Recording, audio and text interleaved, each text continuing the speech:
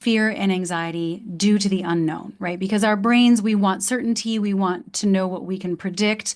That helps us feel safe. That's just the way that our brains are as human beings. And so, if we don't have that, if we have uncertainty, that whole limbo thing, especially if we are attached to the outcome, is very anxiety producing. It makes us feel very off balance. It makes us feel dysregulated, not grounded, and we're not usually leading with the smartest part of our brain, the frontal lobe of our brain, the more functioning, clear, lucid, higher self. We're more guided by the amygdala and those emotional fear-based responses or fight or flight. So the uncertainty of separation makes people react impulsively rather than strategically, and then they end up, shooting themselves in the foot. When you're in this place of uncertainty, it's human nature to want to seek certainty from an uncertain spouse. And so you may want immediate clarity. You may want to talk about things. You may want to ask them a lot of questions about the future. Where are you at? What do you think the odds are? Do you think you'd come to counseling with me? How long do you think you need? Are you in or out? Like just anything that you're trying to get clarity around from a spouse. If they had to force their hand, they would say no. A very understandable but very ineffective approach is to lead your conversations,